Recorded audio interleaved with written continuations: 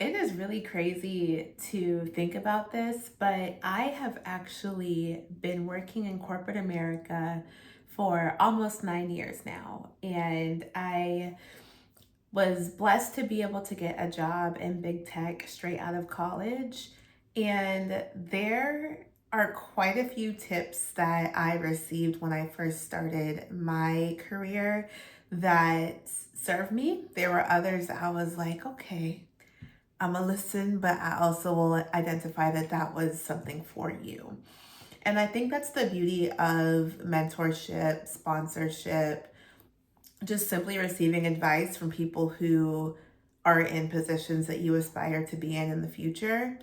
But with that, I also wanted to share three really big pieces of advice that I have for someone who is early in career, especially someone who is going into a major enterprise level, big tech, or, big five with respect to the consulting world, but just anyone who is going into a very matrixed and massive organization. These are three pieces of advice, both those that I'm glad I did, and also I'll add in something at the end, something that I wish I listened to more of during the early stages of my career.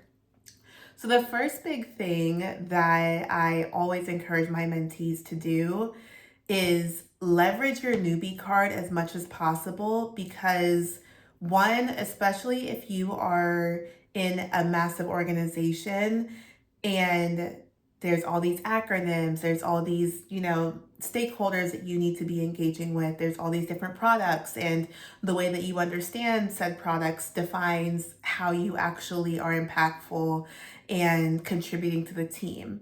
With that being said, you don't want to be that person that is always asking questions to your mentor or like your onboarding buddy because that can be a lot. And I identified early on my different point persons for different types of questions, comments, or concerns that I had. So anything pertaining to our employee networks or what are we calling them? We're calling them inclusion networks now, but they used to be called employee resource groups. I had a certain point person for that. When it came to understanding the ins and outs of my actual job, I had a point person for that. When it came to navigating career, I had a point person for that. And so I think it's important to leverage your newbie card as much as possible, both to get your name out there and for people to identify who you are, but also for you to start identifying, okay, who is here just to answer the question that I'm coming to them with, or just to, you know, say that they did their mentorship and had the coffee chat versus who's here and I can sense that they have a deeper desire to truly impact my career and be there alongside me as I grow. I think those are two very different personas, and the sooner that you can identify those who are actually for you, the sooner you're then able to say, okay, maybe this could be a potential mentor or potential sponsor in the future. That brings me to my second point. Mentorship and sponsorship are two completely different things. With mentorship, let me pause. There's a book called Forget a Mentor, Find a Sponsor that I lived by in my first like 5 to 6 years of working in corporate, because a mentor is someone that you ideally are going to and being like, hey, I'm looking to grow in this area of my career, or I'm looking to build this expertise, over here. Is there any way that you can set up time? I can set up time with you to learn more about how you've done XYZ. Versus a sponsor is someone who you will essentially, you don't ask a sponsor to be your sponsor. Your sponsor has taken time. They may have been a past mentor and they are now like, oh crap, I see your work. I see the quality of what you do. And I want to help you, in growing in your career. A sponsor is someone who is willing to go to bat for you. They're willing to put their name on you, like if it's time for promos or if it's time for opportunities in the company. This is someone who is literally going to speak your name in rooms that you are not in. And I think sponsorship is one of the one of the biggest compliments, because someone who has spent decades of their career building their reputation, showing the quality of their work, is also willing to and desiring to lean in and help you on your journey by putting their stamp of approval essentially on you and your work. And so I always tell people, like, mentors, you can get a mentor. I've had mentors who have been there for me for a season, like, maybe a 6 month period where I'm like, hey, I'm on this really cool project. I need to better understand how you're pulling data. I need to better understand how you're then leveraging that data to tell a story to the business so that we can influence them to move in this direction. I've also had mentors who have been there for me since day one, who literally called me this morning, like, hey girl, just want to check in. And there's levels to it, right? But a mentor cannot necessarily be this. They can be intertwined. Like, I do have some that are both mentors and sponsors, but for the most part, a mentor is not going to be in the weeds of like the day-to-day of your job. They're more so someone off on the side helping you along the way. Now, a sponsor typically is someone who has actually seen your work and can vouch for it. That takes time to build. I have had several sponsors during my career, and I can honestly say that there were many opportunities that were presented to me because of my sponsors speaking up. But them even feeling comfortable speaking up required me to do solid work continuously in a way where it was like, yeah, if you put Bree on this project, it's going to get done. It's going to get done well. So I wanted to share that. Number two, like, make sure you're finding mentors and sponsors.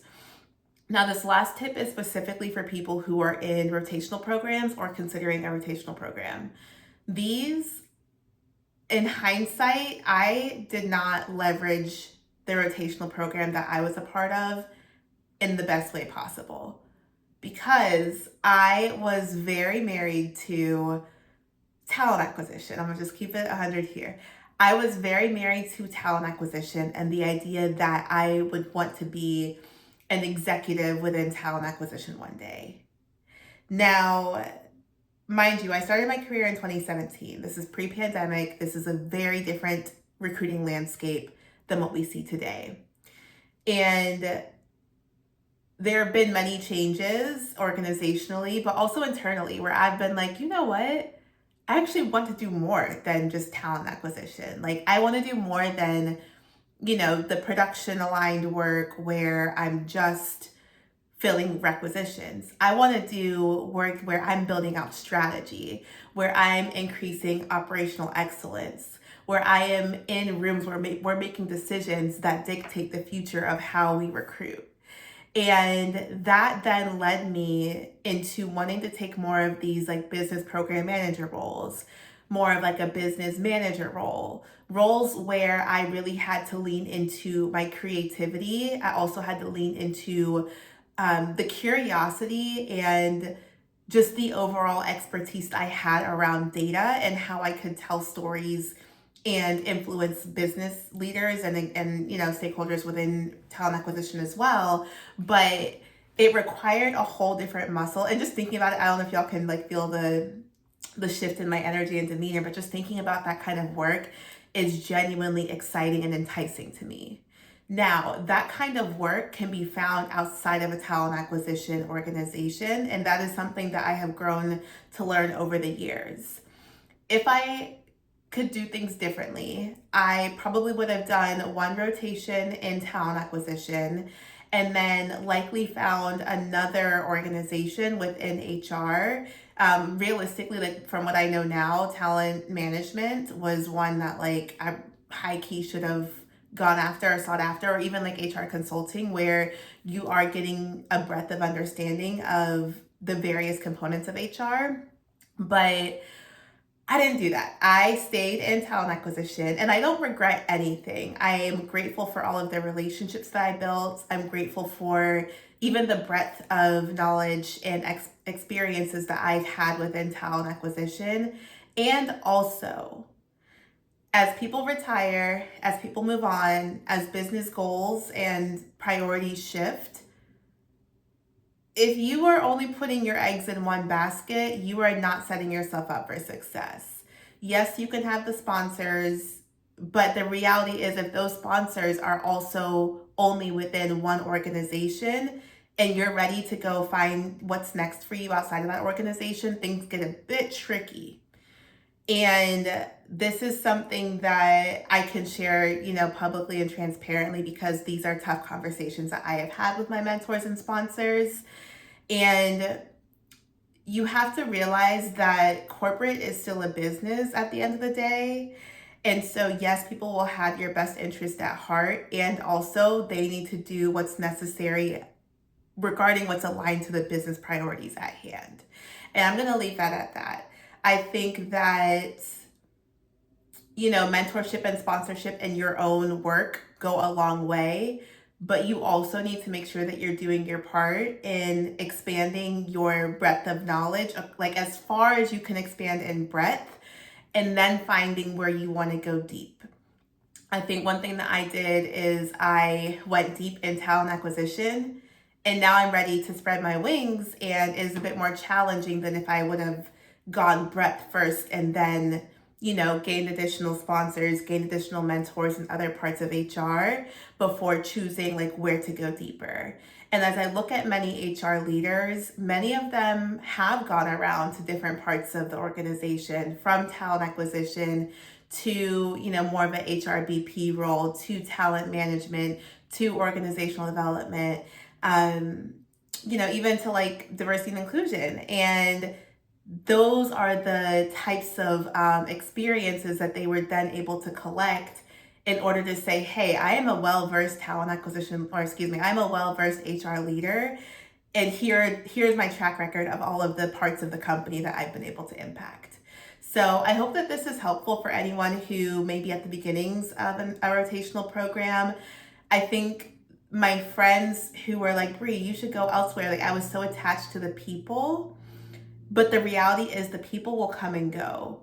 And so when you're attached to the people in an organization, instead of being attached to the work and the excitement that you get from, doing impactful work that's actually aligned with your values and interests, you get yourself in a bit of a rut when you're only, mostly focusing on the people. So my friends who did take the rotations across HR, now I'm seeing their promos and I'm seeing, their growth. And it's like, I'm excited for them because they deserve it and they're smart people and they earned it.